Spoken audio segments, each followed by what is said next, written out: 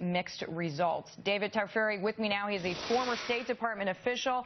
David, in 2013, President Obama said we will not put American boots on the ground in Syria. So what does this change in strategy say to you? Well, it would have been nice if we had done it back then. We probably would have had an easier going at it. It's going to be very tough. The spokesman said this is not a change in strategy, but it's at least a pivot. We are now putting troops on the ground in Syria. We're also adjusting a little bit who we're supporting. We are going to be supporting here the Syrian Kurds. That's who these special forces troops are going to be providing advice to, at least at first, are going to be supporting. And that is also an important signal. It shows that the U.S. has growing confidence in the Kurdish fighters on the ground in Syria. It really needs some fighters on the ground that it can be confident in and that are making progress, which the Syrian Kurds are. This is also an important signal to Russia and Iran. The U.S. is saying, look, we're going to be in Syria too. You're stepping up your presence. We're going to step up our presence as well. And beware, we have troops on the ground now, and you cannot operate in those areas and endanger our troops. Okay, so it's David, an important message as well.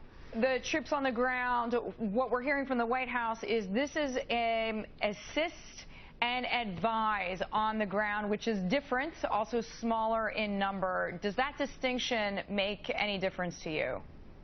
Well, it's an important distinction, but remember, the troops that are on the ground in northern Iraq, in the Kurdish area of Iraq, are also in an advise and assist situation. However, as we saw in the operation last week, as they were backing up the Peshmerga forces who did the operation against ISIS, they had to go and engage. And so I think we can expect that might happen in Syria as well. I think the administration is saying, look, this is where we're going to start. We're going to put some troops on the ground. They're going to provide advice. They're going to provide a guidance. But he's not ruling out the fact that they may have to engage with ISIS. And I think down the road they probably will have to. Which is why we heard Josh Earnest say earlier these Americans will be at risk.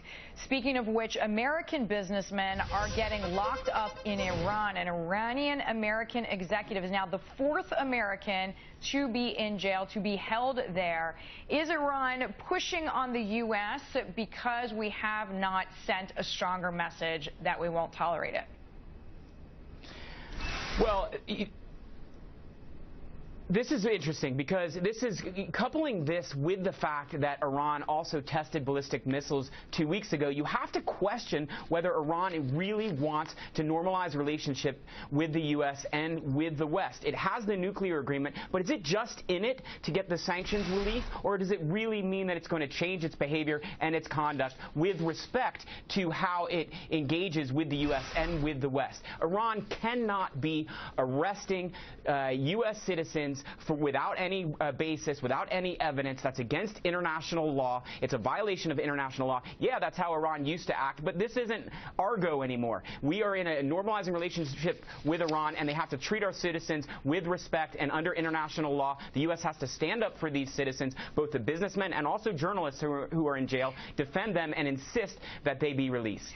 David, you know what is going on behind the scenes right now, having worked in the State Department. What are the conversations? Is it like, let's get this nuclear framework back on the table, let's call and say, listen, you cannot do this to citizens?